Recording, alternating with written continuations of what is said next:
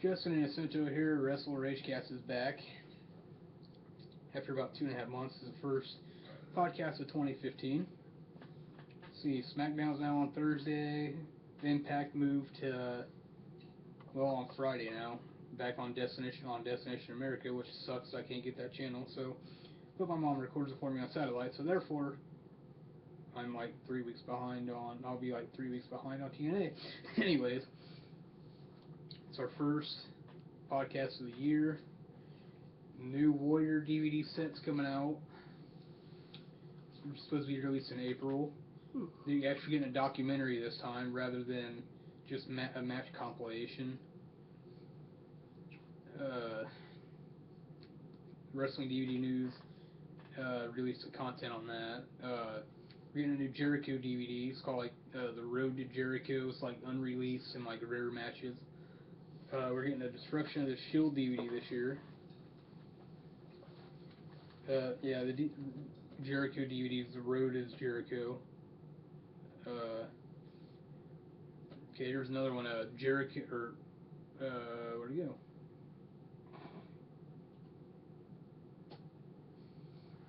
Possibly a Jerry Lawler and Daniel Bryan DVD Blu-ray set coming out this year. ECW Unreleased Volume 3. That's probably one main one that I'm gonna use. I got the first two. But yeah, CM Punk's in UFC now. There's really not much more other than he's in UFC now. It's just the fact that if you ask me about that, I think his first fight won't be until at least summer, so you got a while for that. But yeah, I ordered when TNA Turning Point, One Night Only Turning Point, aired week before last. I ordered it, which was probably a mistake because I just couldn't get into it. When you think Kenny King and Samoa Joe started the event, and this event was taped in September, and it's like the match was short, and then Sonata and Austin Aries, they went 20 minutes. But the thing is with that, it was, Austin Aries is one of my favorite TNA guys right now. He has been for a while, but it's just I couldn't get into any of the matches. Even Monsters Ball, they had Bram versus Abyss. And all the matches is you watch it, then I guess I expected too much out of it. And just the Monsters Ball really didn't do much. It was he had a couple weapon shots. That was it. So it's just I just couldn't get into it as much as I would have liked to. Kenny King Samoa Joe started off the show. There's a 3-way knockouts match. Then it was Sonata and Aries. Then Magnus versus Eric Young. Then there was the Monsters Ball. I think it was Bram versus Abyss. Then James Storm versus Robert Roode. Then Hardy versus MVP main evented. So you think those would be good matches, but it's I don't know. I just couldn't really get into it. You just felt like something was missing. It was just the finish for the Eric Young Magnus match. Eric Young beat Magnus with a pile driver. Yeah, and it's not I don't know. It's the commentary wasn't that exciting either. With Taz and Mike Tenay is oh, Eric Young hits Magnus with a pile driver. 1, 2, 3, he's got him. Rather than Eagle just hit Magnus with a pile driver. 1, 2, he's got him. He beat him. There's no emphasis at all. It's just pile driver. 1, 2, 3. Hey, Eagle gets the win. It's what? And the Monsters Ball, that match wasn't even that entertaining either. It's you had a couple weapon spots where he just ran into a table or he ran into a chair, and it's the finish, like there was no blood or anything like that. Which I mean, you don't have to have blood to have a good match, but you'd expect blood in a match like that, you know. Yeah. Then other than that, it was just, like to me, it wasn't entertaining. But I was gonna order. They had Victory Road. I was gonna order that one, but I thought, well, the new one night only is coming up, and it's like I might as well order that because like a majority of the one night onlys that TNA has done, like their first one, like their very first one in 2013 was Extravaganza, which I just got that on DVD. Was it right before Thanksgiving? Mm. And so it's like, I kind of like that one. Is you had like the first match on that one, you had a 7-man escape match in a cage. Then you had like Kid Cash and Doug Williams versus somebody. Then you had Chavo Guerrero and Robbie E. You had an Ultimate X match. You had a tag match. It was Bad Influence versus Petey Williams and Sanjay Dutt. Then you had Jerry Lynn versus Van Dam. Then the main event was Aries and Samoa Joe. I mean, that one's alright. Then, see, but it's like out of a majority of them, like they've had like the World Cup where it's like you'd have like say Team Rude would be like Bobby Roode, Samoa Joe, like I don't know ODB, Eric Young, and say Abyss. Then you'd have like Team James Storm, and he'd have 4 other guys in a knockout. You'd have like 20 people all together, but it'd be like a team style match where it's like you win the match, you get so many points, and it's like all the winners advance to the last match in like an elimination match. It's like they either have that or uh, their style or their format is you'd have like 7 matches where all the winners would go to a gauntlet for the main event, and it's like the same thing over and over, but it was like different guys. It's like thinking of something like I wouldn't mind it if they had something like with the Elimination X where it was like a Survivor Series elimination match where you have 4-on-4. I wouldn't mind that. Then like have the winners go into a gauntlet or something like that. That's a little bit different rather than just having one normal matches leading up to the last one. Mm-hmm.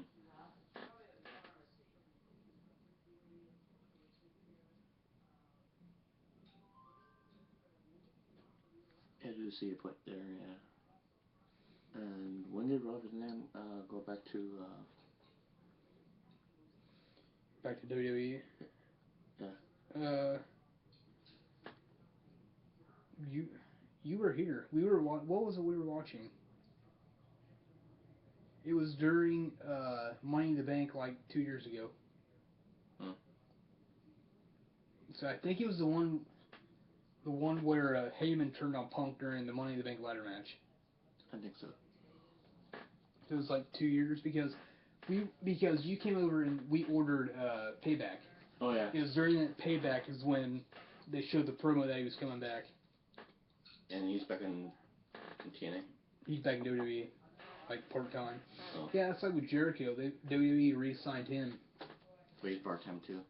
Well, they re-signed him. The deal's stupid because they re-signed him to like a live events, like anything that's not taped or shown on TV. Those are shows he's going to be a part of. He has like 20 dates. Wow. Yeah. So that's the only way you know it's live if he's in it. Well, no, it's like. Well, you know what I mean. Yeah. Then. I don't know. In Raw, did you watch any of Raw Monday? Mm-mm.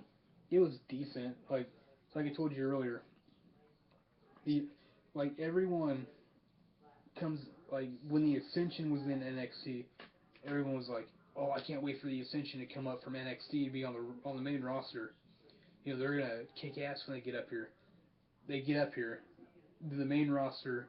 Then they cut a heel promo, basically cutting down LOD and Demolition, saying, "Well, we're better than LOD and Demolition and everyone. We're better than they are."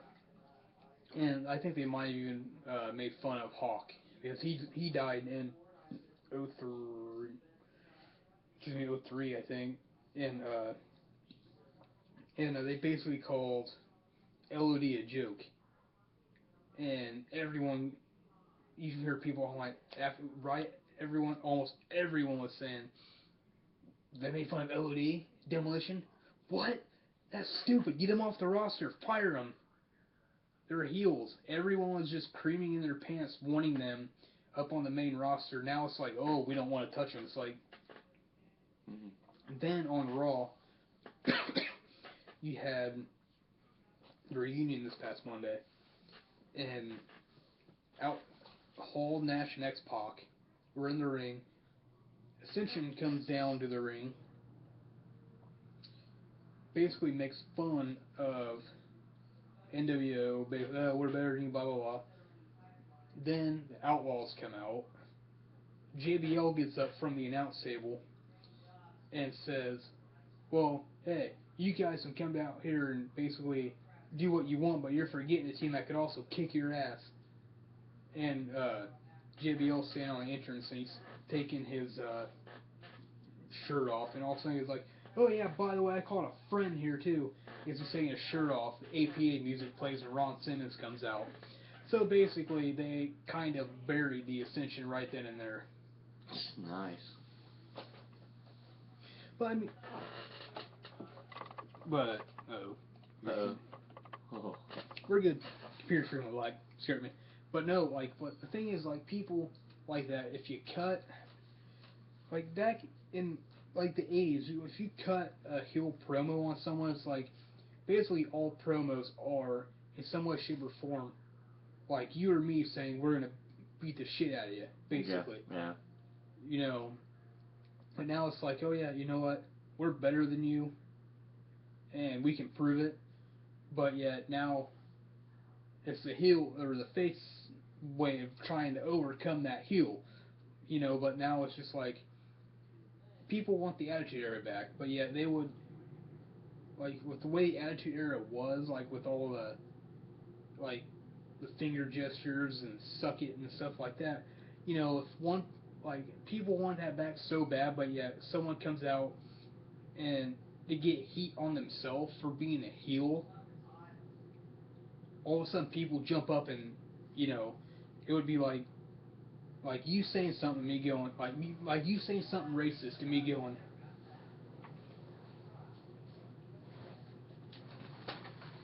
it's it's all of a sudden it's like they want no part of it, it's like, I don't know.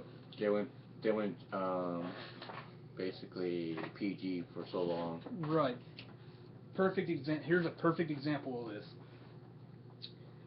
Before Survivor Series, the date of Survivor Series, it was all on the internet, WrestlingHeadlines.com and dirt sheets like that, where they were saying, well, Sting was going to make his appearance on Survivor Series tonight. Yeah. And they're like, well, it's either going to happen before or after the Divas match. That's what one website was saying. And so usually you can take a lot of stuff like that, either they're hit or miss, or it's either they're dead on, dead wrong, or eventually down the road they turns out to be right, Yeah. And so they were saying well, Sting's gonna make his WWE debut tonight during Survivor Series, and it's expected before or after the Divas match.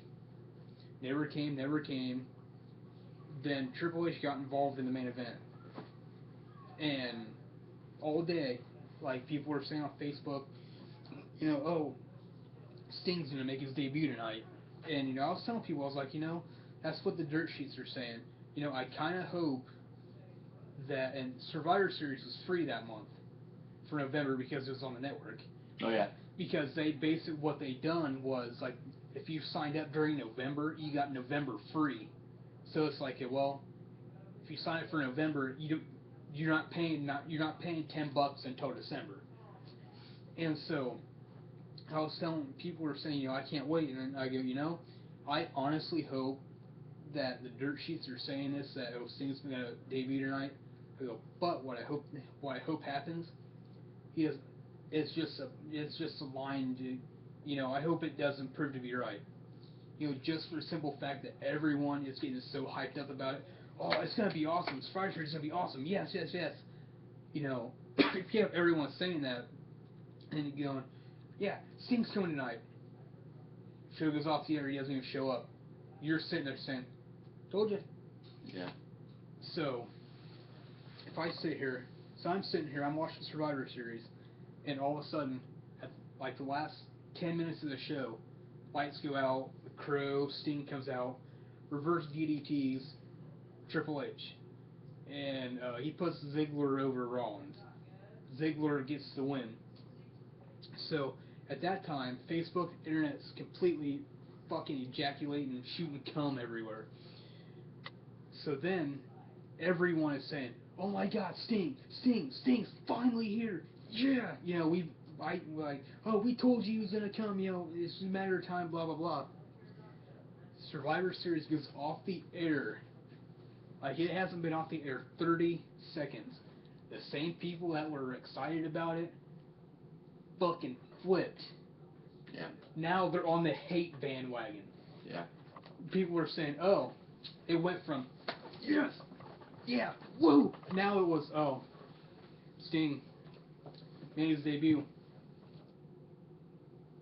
Nothing Okay. really special about it. Yeah, it's a waste of an appearance. It's like, you cum monkey. It's like you just sat there and said you were sitting here beating off to him.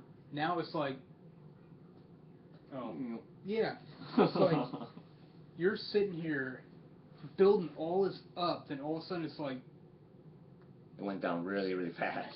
yeah, it's like, are you retarded? Yeah, basically. But then there was a couple weeks ago, during an episode of Raw, some woman, she goes, yeah, I'm not watching WWE ever again because Raw sucked. And she's like, yeah, she's like, I'm never watching WWE again. And I was like, okay. I go, you say you're never watching WWE again, but yet you're one of the first people to turn in next week to watch or when you say that on Monday, you're turning to SmackDown on Friday, because back then, this is like a month or so ago, and SmackDown was still on Friday then. And she's like, she's put something like, no, I've deleted the app. I've blocked the channels that WWE's on my TV. Then she calls me a dumbass. Yeah, I get called a dumbass because everyone who does that says, I'm not watching, Thursday or Monday or whatever. They're the first ones that are glued to the TV set. Then she goes, I deleted everything, and so the woman ended up, I think, deleting the post, and either we called her bluff or she just didn't want to argue with anyone.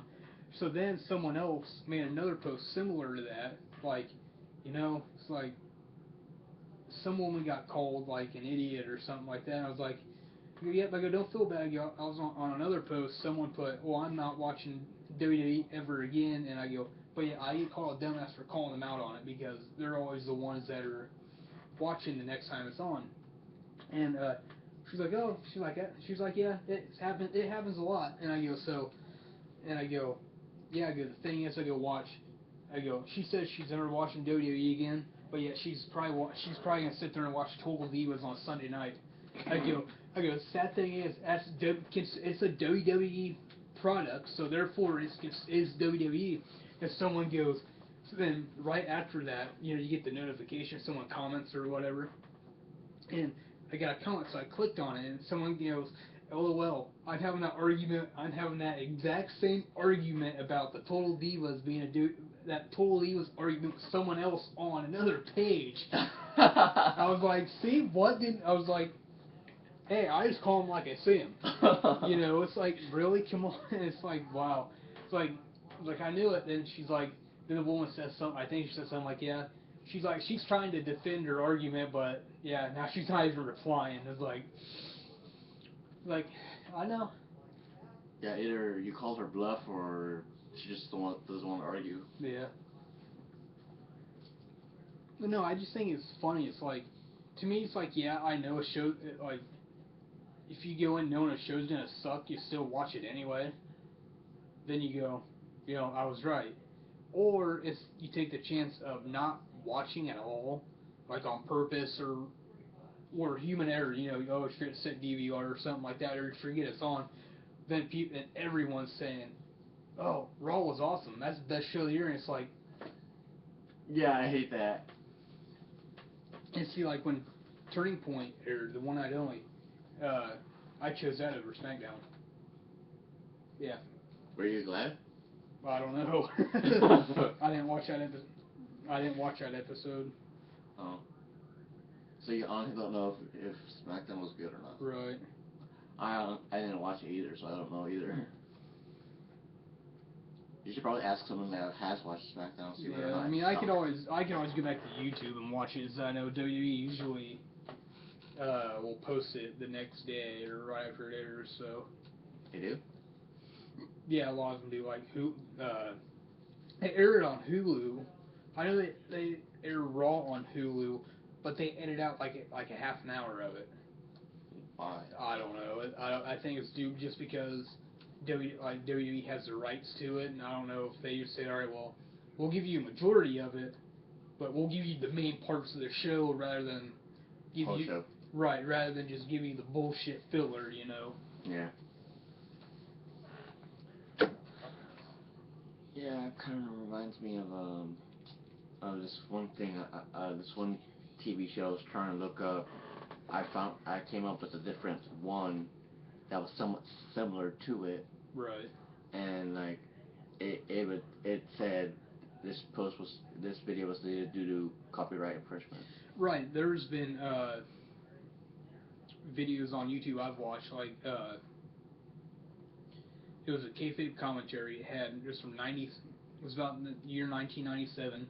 Had Jim Cornette. It was like basically go from January 1st to December 31st, and like throughout the year, like it was WWF 97 in review. So like you would have, you know, stuff leading up to the Rumble, then like the next pay per view, and like they talk about the Montreal Screwjob since it's a '97. It was like a 2 hour, 48 minute something like that video, and you know they're basically going through the calendar year saying, well, this happened, this happened. Oh, what was the gate? You know, like oh, all right now, '97 Rebels of the Alamo Dome, like 67,000 people were there. And it would be like a show like that, be like, all right, well, here's how many people were at that show. Here's how much the tickets were. Here's what the total gate was, meaning like how much money that show made, Mm-hmm. just like off of ticket sales. So that's pretty much how that show.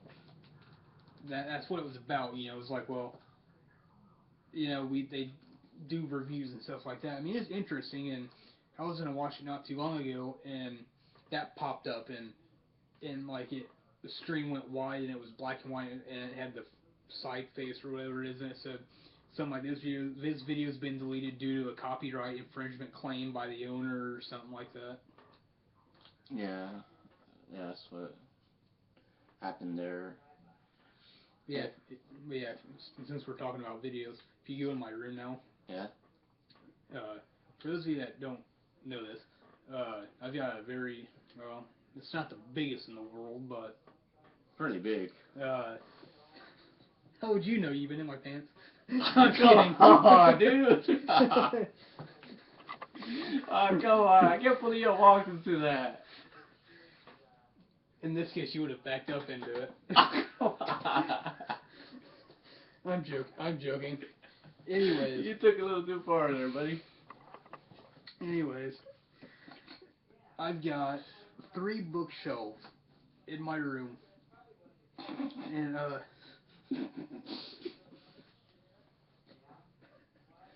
anyways. Yeah, go ahead. How are we not winning awards for this show? I don't know.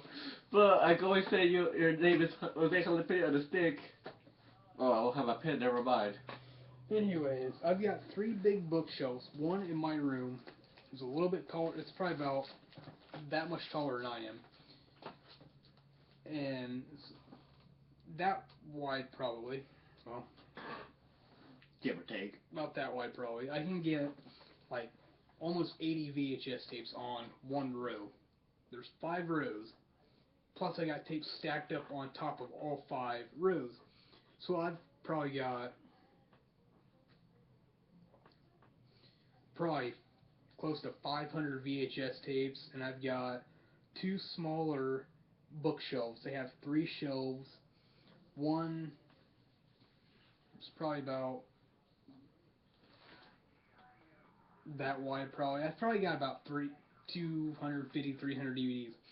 They're pretty much full now. So basically, I need more room. Just thought I'd throw it out there. And you still have more tapes. Yeah. Yeah. Big So, box full. 2 big boxfuls. There's Right. one under there, yeah. Oh yeah, I Yeah, forgot about I that. still use VHS tapes. It's like I told someone last night. We were talking about like old movies and stuff like that, and she's like, "Yeah, I love 80s movies." I go, "Me too." I go, "Yeah." I go, like 3 weeks ago, I bought Ferris Bueller's Day Off from Goodwill on a VHS tape for like on the VHS tape. She's like, she put, "Wow." I go, "Don't judge me." I go, "I still own 5 VCRs." She goes, "What?" I was like, "Don't judge." We only have 2 in the house. I've got 3 in my room. I got one in my room and one in the living room, and they're both like the compact one with the DVD player. I've got one in my room that's hooked up to my TV. I've got 2 that's hooked on the other TV on my floor with 2 VCRs because I usually tape raw that way, as I don't have DVR. So it's like I'll sit there and, like I'll cut the commercials out, which I know I've probably said this before, but I'll cut the commercials out. It's like I'll play it, hit record on another one, commercial, stop it, fast forward, starts. Okay, cool. And so then I've got 2 more in my hallway, so 5. I remember one time you recorded Bound for Glory, Bound for Glory for me, and it repeated a few times in a few places. Yeah. Yeah, now there's a few matches that it's completely black now. Yep. So that sucks. You could barely hear it and don't see anything, and then it goes back. Mm-hmm. So I might need a. But yeah, like I don't know. I can tell eBay and Amazon are 2 completely different sites now because, like, I was talking to there's on Facebook, it's called like WE DVDs or something like that. This guy on there, he's always posting like, he'll put, "Oh, tonight my VHS and DVD, like I'm watching this event and that event." Mm-hmm. And someone had posted a question there. It was like, well, like the Tag Classics, you know what those are? I think so. You get basically they don't have a lot out as in like hundreds of them. They have a few out to where like some aren't even available in the U.S. Like they have like Vengeance and Great American Bash 04, like No Mercy and Survivor Series 03, I think that's one. Like Backlash and Judgment Day 04, I think's one. I think the Royal Rumble 04, No Way Out 04 is one. But they're basically like the calendar year. Like it's like they're like a 2-pack basically. Mm. And they have In Your House, which was a 2 hour. Well, back in like before they started pumping out pay-per-views every year, they had Rumble, Mania, King of the Ring. Well, before King of the Ring, they had SummerSlam and Survivor Series. They had 4 pay-per-views a year. But then they put in King of the Ring, which would have been 5. Basically, a pay-per-view in January, then in March or April, then in June, August, and November. So you'd have the 5 pay-per-views a year. Hence, what I showed you on Amazon earlier, the Classic 5. Yeah. That's what they are, like the 5 big events. Then they started putting a 2 hour pay-per-view with In Your House on there.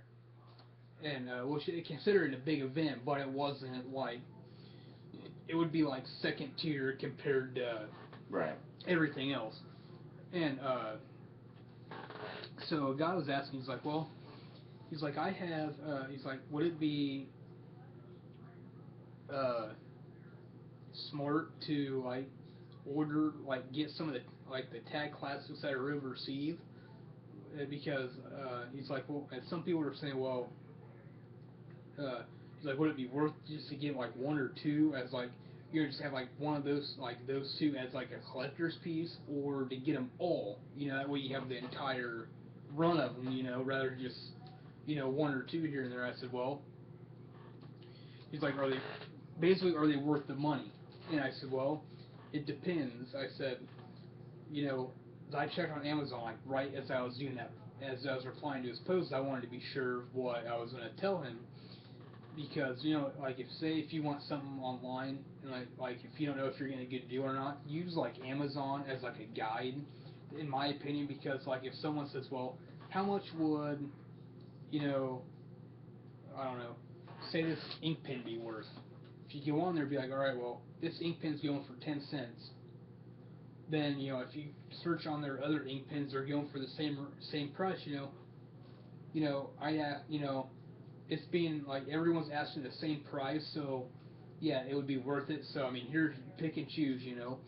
But, see, the thing is with, like, DVDs and stuff, like, as I was showing you earlier, it's like, overseas, like, they got stuff we don't get.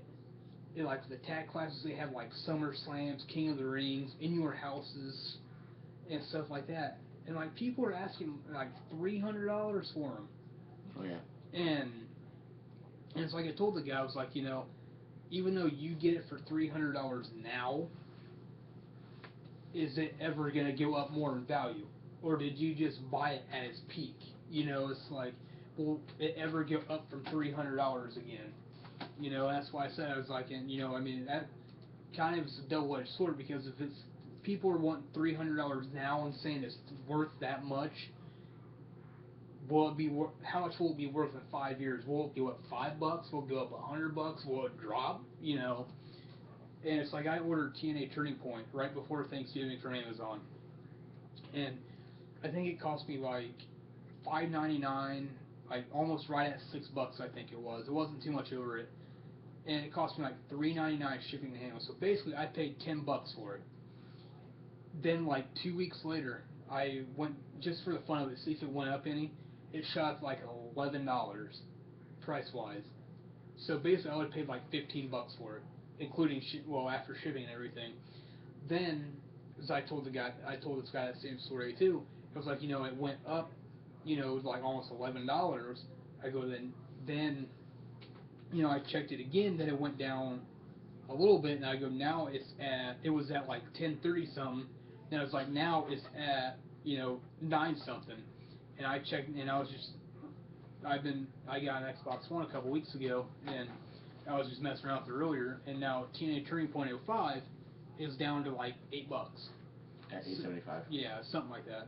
And so that's what I'm trying to say is like, even though it's going for this much now, you know, but in a year will it go for this much, you know, down here or up here, you know? It's just a matter of what you think. And it's like mind games.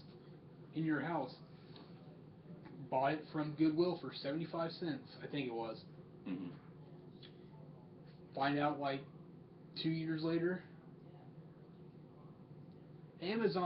someone on there on Amazon.com is asking $750. So therefore,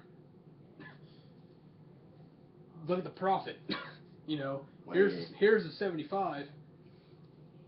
Here's the 750. It's like, yeah. Really, really big profit. Right. But yeah, then someone on eBay, which I know that's an auction site, someone's asked, what was it, 350? I think it was. Yep. And that's just it, though. It's like, excuse me, price fluctuates so much. And the thing is that some people want it at what it's worth. Well, right, and see, some people won't even give you what it's worth. You know, that would be like say this ink pen's worth a dime, and I'm asking a dime for it. That's what it's worth. Say you come up to me and be like, give me a nickel for it. It's worth a dime. I know. I'll give you a nickel for it. You know, it's like a pawn shop. You know, it's like, you know, you come in with this.